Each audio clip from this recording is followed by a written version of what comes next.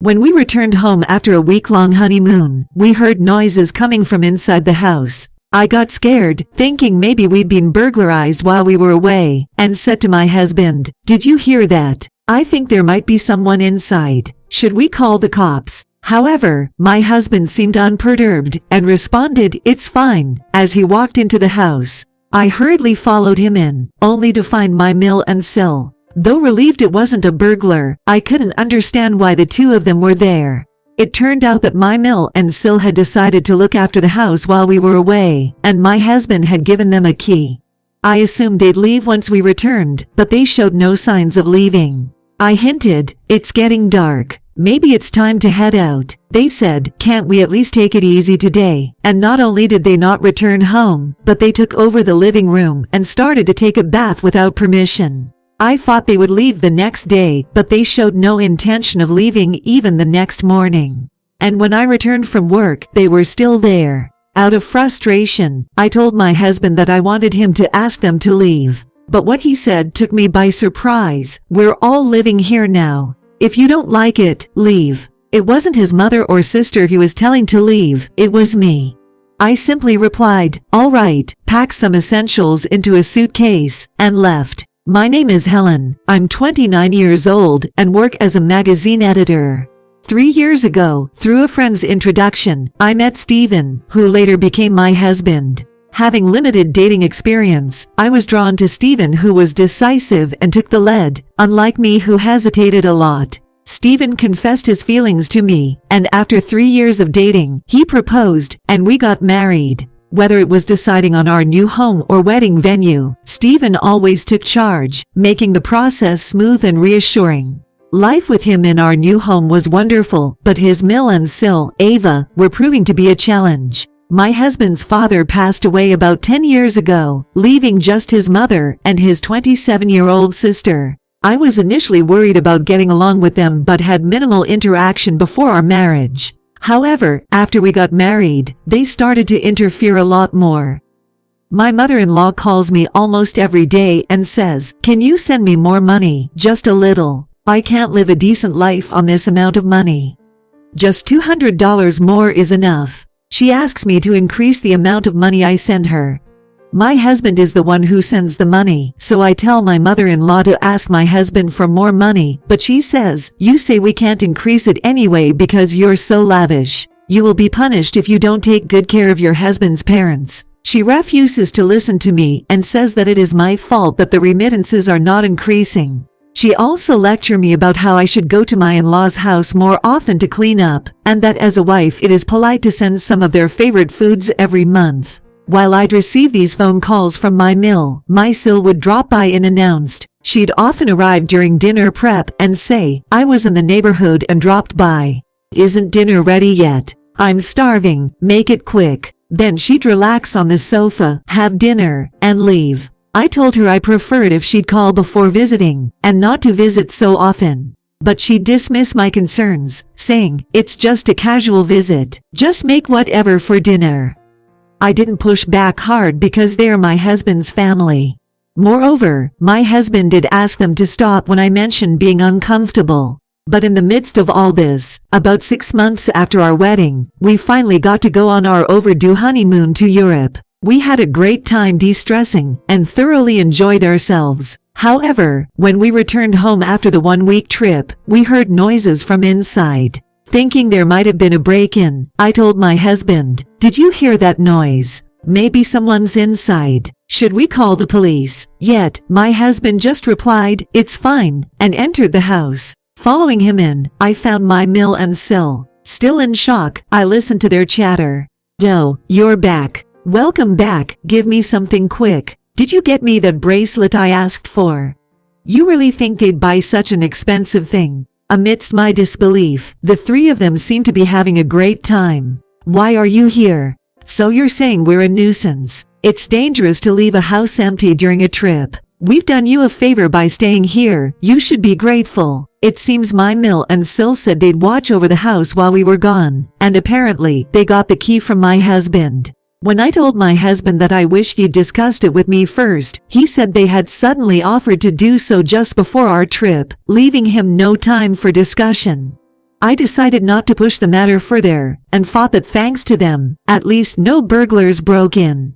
However, upon checking the house, every room was in chaos. My SIL's clothes hung in abundance in the closet, with the ones she hadn't worn piled up like a mountain on the floor. The living room was messy, not just on the tables but with clothes, bags, remote controls, and comics scattered everywhere. Exhausted from the trip, I was disheartened by the idea of cleaning this mess. But that wasn't the main issue.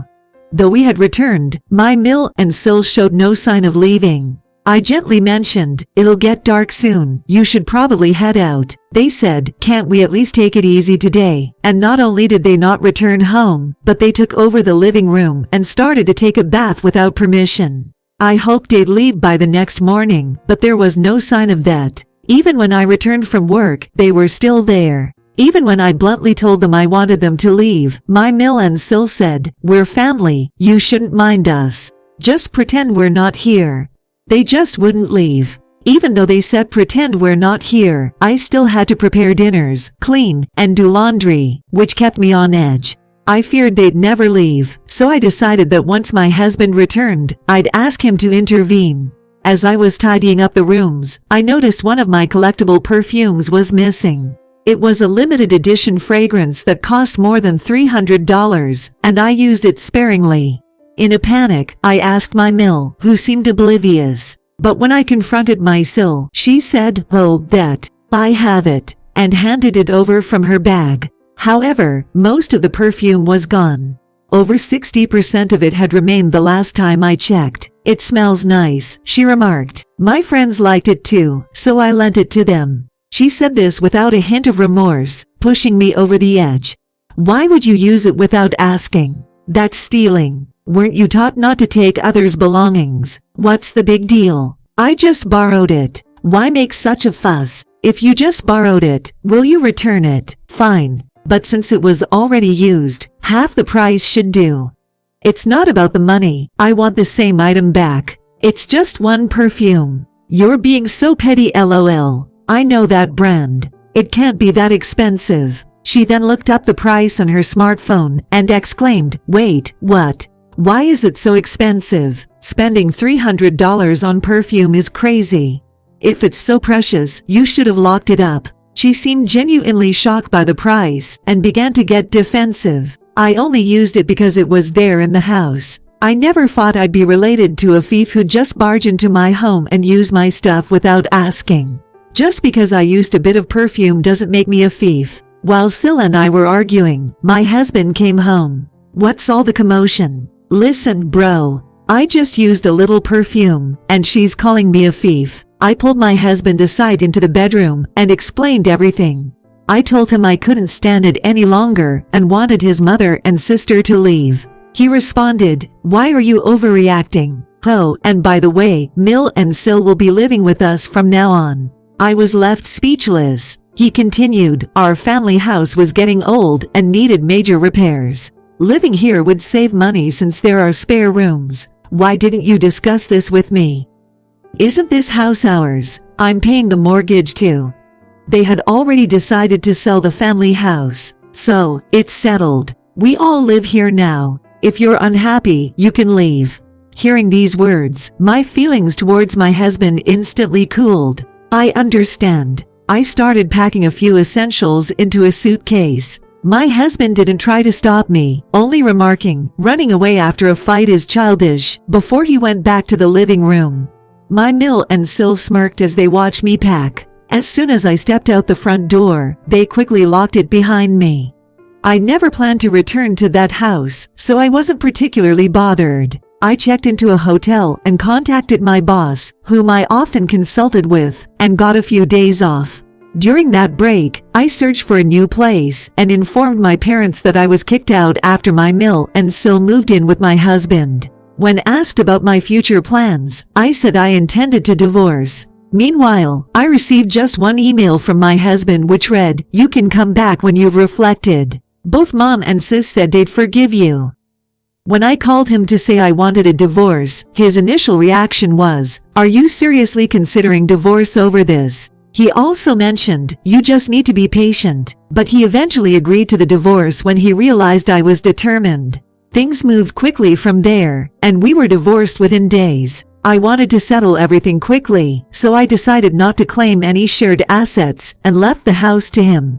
Although we were married for less than a year, friends and acquaintances became concerned, wondering what had happened. If it had been me before, I would have said, "It's nothing," and not talked about it, but I was so blown away that I told everyone around me what had happened. To which everyone responded, "That's just unbelievable." Their sympathy was a comfort, and I felt better for having shared my story. Since I started living alone and no longer had to spend time on housework, I worked harder than ever before. I tripled my usual output and even helped those struggling to keep up. My boss expressed concern, but being immersed in work was a blessing. It kept me from recalling the painful memories and doubting my own decisions. Around 5 months post-divorce, my ex-husband called. Thinking he was calling about belongings I had left behind, I answered. At first, he inquired about what I was up to.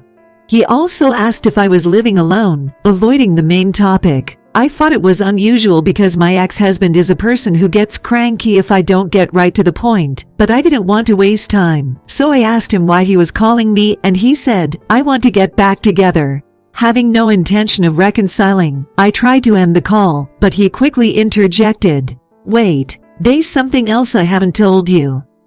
"What?" "I'm busy, make it quick." "Well, can you lend me some money? The mortgage payments are tough." Considering we both contributed to the mortgage, it shouldn't have been that challenging for him alone, given his income. From our conversation, it turned out he expected a raise a few months prior but didn't get one. He was also informed that future raises would be unlikely. So, he decided to quit and find a new job, thinking he'd easily secure a position with better pay. But he couldn't find one paying more than his previous job. I told him I couldn't lend him any money, and asked him not to contact me again. He retorted, "You're still single, right? No one's gonna want an older, divorced woman. You'd be better off reconciling with me." I simply replied, "I'm good," and hung up. I couldn't believe I once loved and married such a man. Since then, not only my ex but also my MIL and SIL kept reaching out. From their calls, I gathered that they had assumed my ex made a hefty salary since we had bought a new house and had a lavish wedding. They were under the impression that I was preventing him from sending them more money. With me gone, they expected a comfortable lifestyle. However, they soon realized my ex's income was less than anticipated and couldn't sustain the lifestyle they'd envisioned.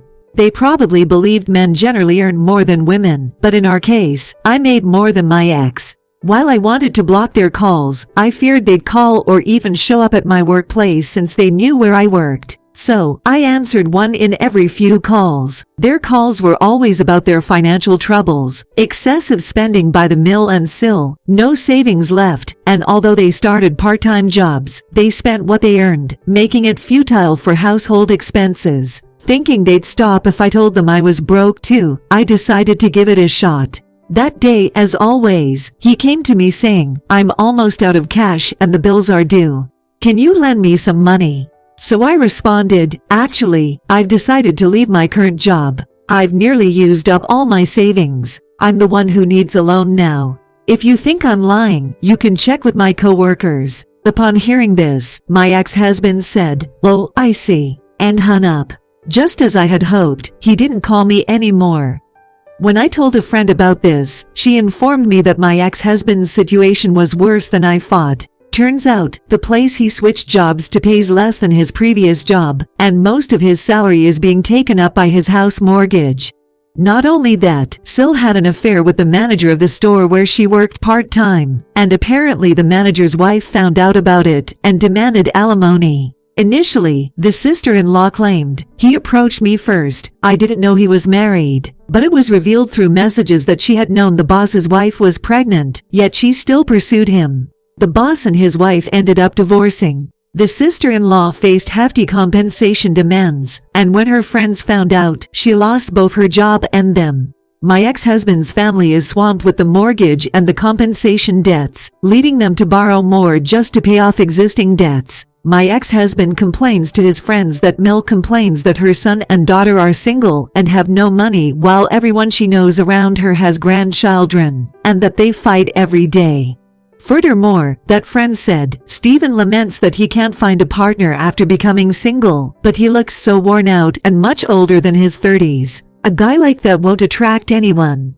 Many people know why I divorced him because I've talked about it. Now, he has only this one friend left. Having no one else to talk to, he spills everything to him. This friend was the one who introduced me to my ex-husband. He says he feels responsible for introducing us, and also finds Stephen's stories somewhat entertaining.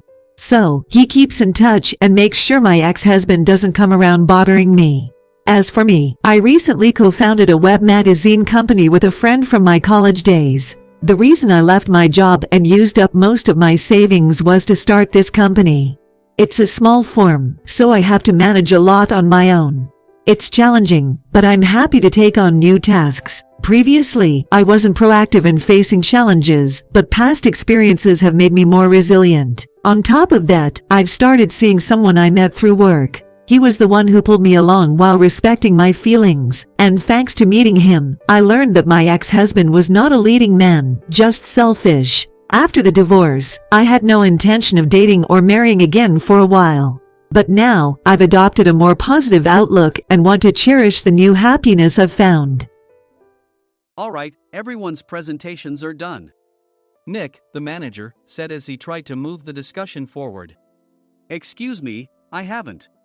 I recently found out something. Nick interrupted me and began to speak. There's apparently someone in this department who didn't graduate high school and is just a part-timer. Meetings should be for employees only. Absolutely right. His lackey, Mike, of course, agreed with Nick. I'm leaving. After leaving the meeting room, I started to shut down my computer. I noticed that an email had arrived, not in my personal inbox, but in the company's shared email. Thinking, there's no point in speaking up, no one will listen, I went home quietly. The next day, I heard a commotion from Nick's desk. He was staring at his computer screen, his face pale. Nick! Is something wrong? Mike looked at the screen with him. And he turned even paler than Nick. Why is he so angry? Knowing the reason for Mike's distress, I thought to myself, serves them right. My name is Adam. My mother passed away when I was in the 9th grade, and I was raised by my father. Well, you could hardly call it being raised. After my mother passed, my father changed. He drowned his sorrows in alcohol, and though he still went to work, he squandered our living expenses on horse racing. Because of that, I had to start working part-time as soon as I entered high school. Every month, I went to the convenience store with bills in hand that couldn't be auto-deducted from my father's account. Even though I endured it because I didn't want to be alone, I reached my limit in my second year of high school and dropped out. I found a live-in job at a distant inn. Thank you for everything. The day I left home, my father, still staring at the TV, spoke. Take care. That was our last conversation. Back then, 18 wasn't the age of majority, so I needed my father's permission to work, and I couldn't hide my place of employment. Yet, my father never visited me even once. I kept working just to survive, and before I knew it, I was 42. Years of hard work paid off, and I was transferred to the headquarters. I was thrilled to be recognized by the company, as I thought I'd be working in the field until retirement due to my lack of formal education. Listen up. Our work can change the future of our employees. Don't drag us down. On my first day after the transfer, Nick, dressed in an expensive suit, spoke sternly. There was a reason for this.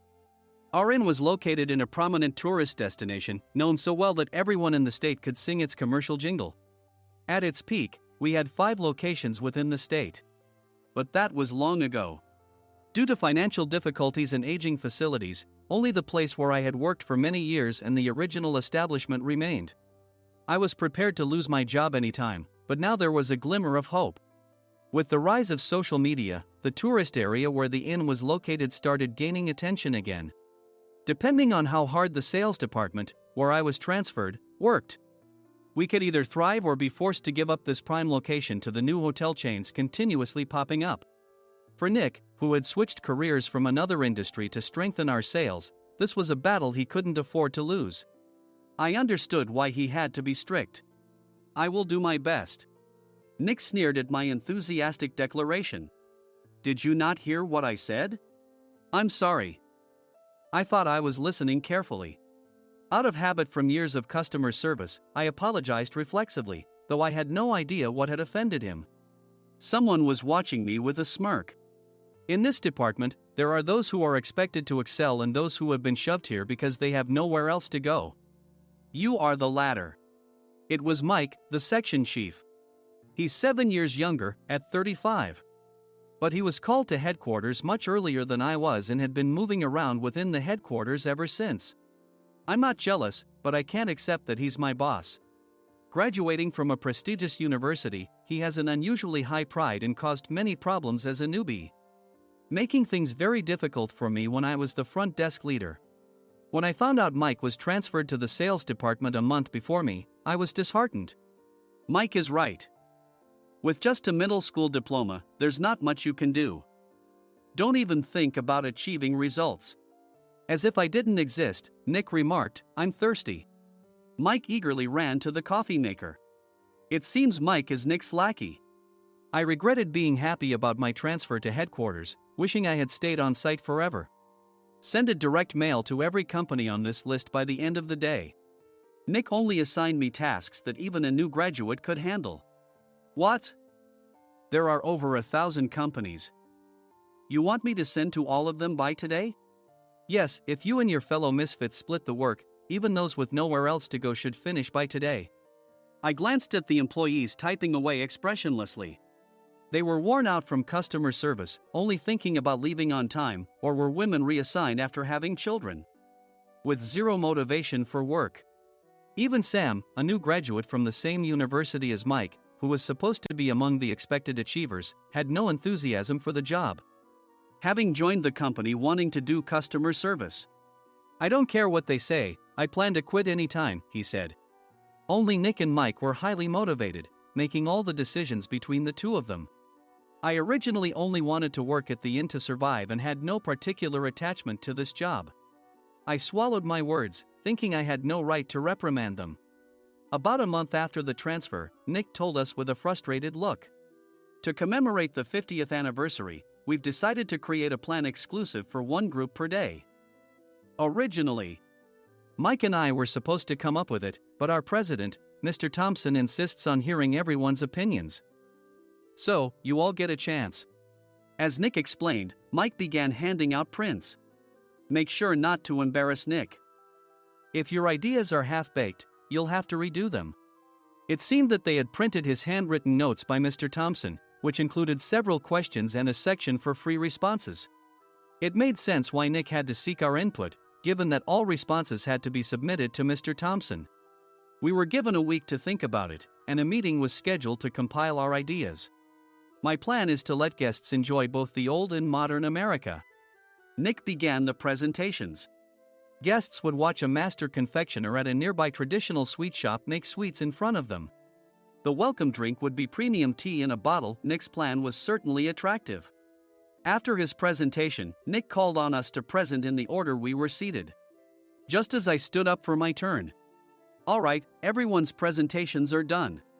Excuse me, I haven't. I recently found out something.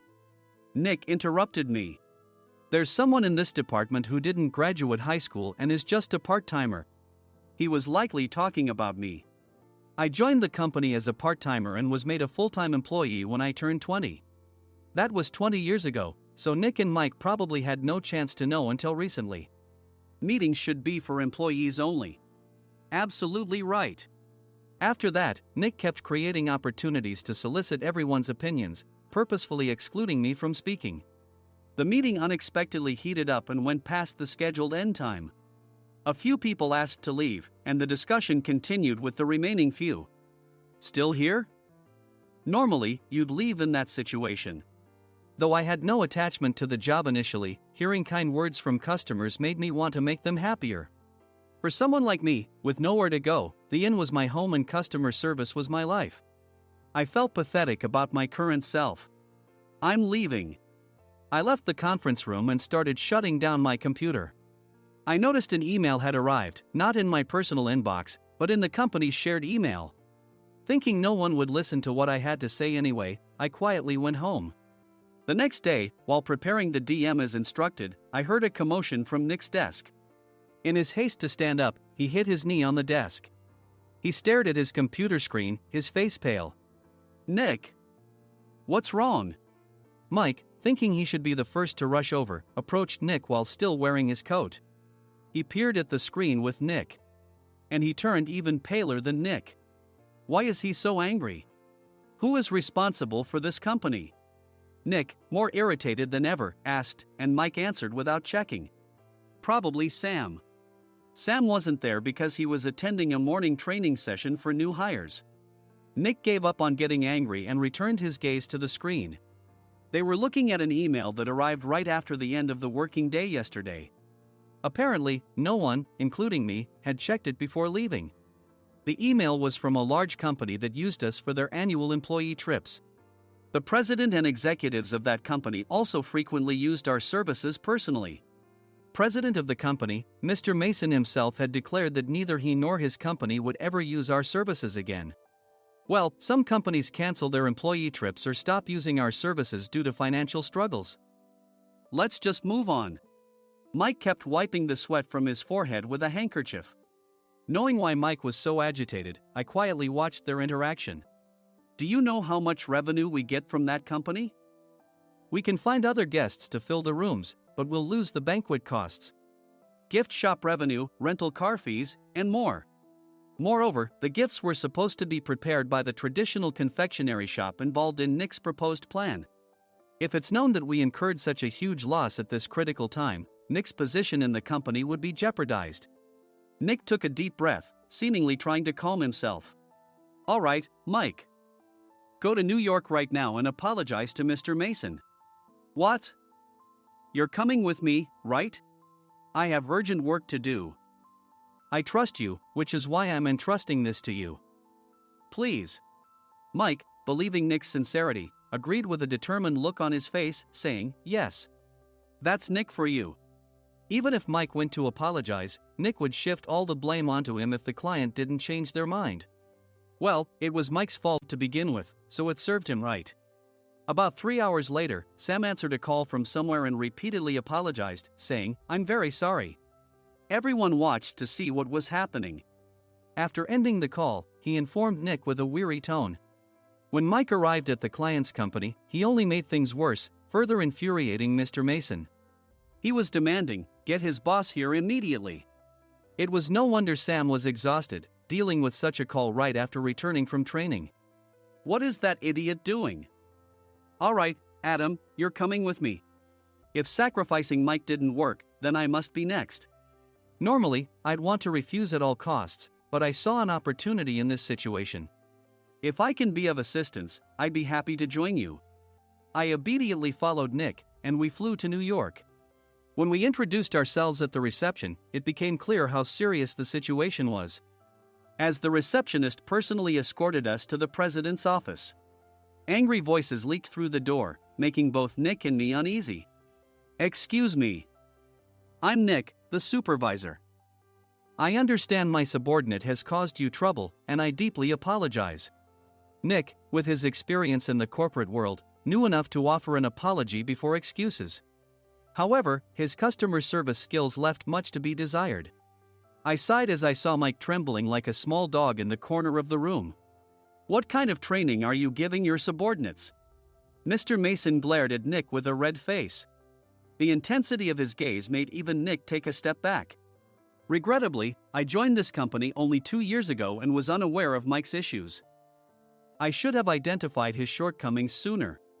Indeed. I should have realized sooner. No sensible person would come to apologize and then give a lengthy presentation on the drawbacks of not using their inn. Nick froze, his mouth slightly open. Suspecting the worst, I picked up the documents that had fallen to the floor. It seemed Mike hastily prepared these documents on the plane, listing the disadvantages. Disadvantage 1: if you change the venue for the company trip, employees might suspect it's for cost-cutting reasons, leading to a negative impression. Reading it aloud half-jokingly, Nick snatched the papers from my hand and checked the contents with a furious expression.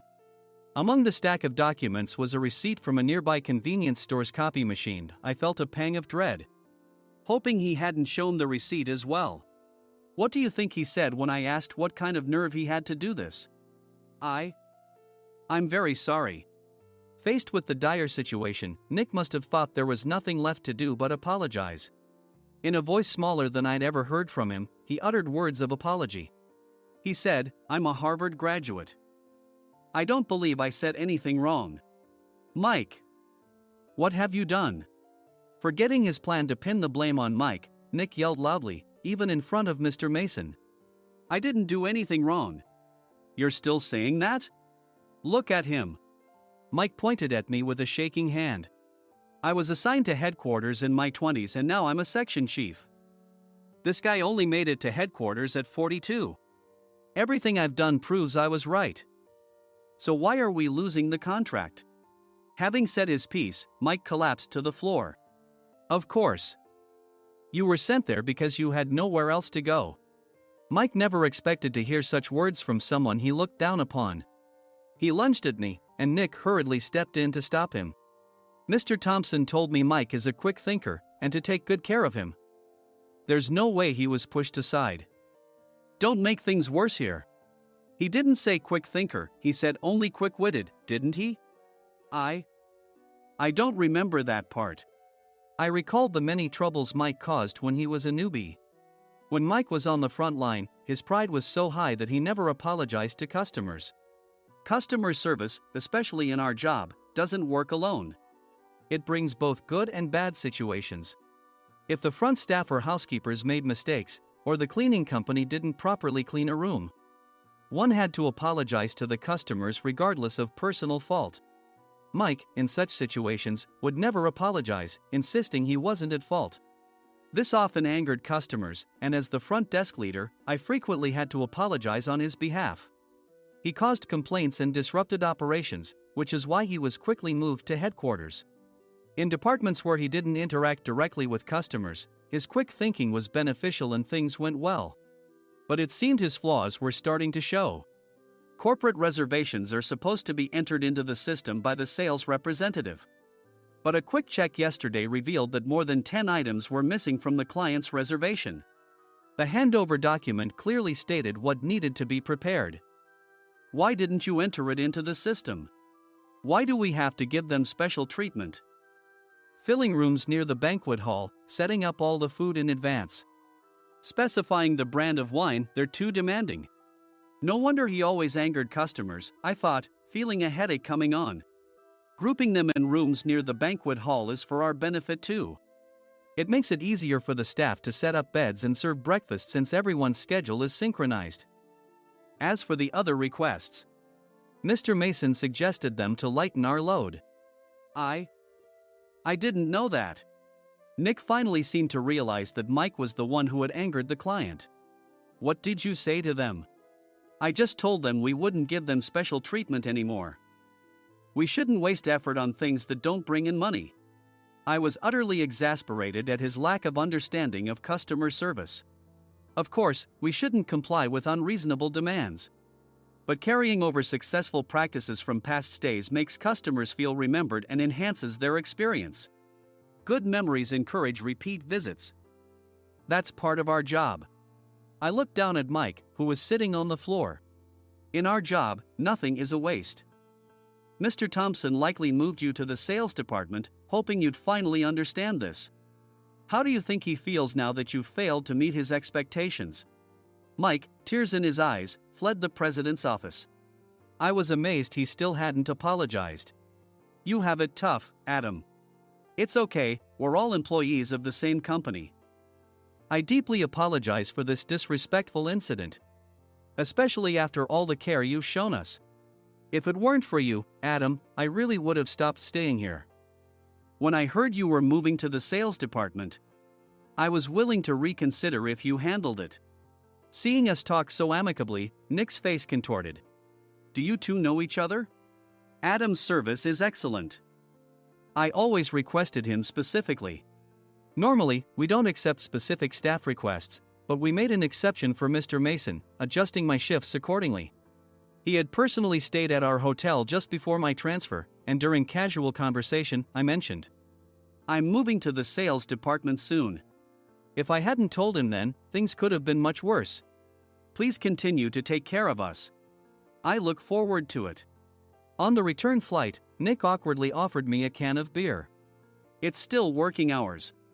Of course, I had no intention of forgiving him for a single beer. Nick might try to pin everything on Mike and avoid any consequences. While pondering this, a startling fact came to light. Nick, the tea bottles for the plan have arrived.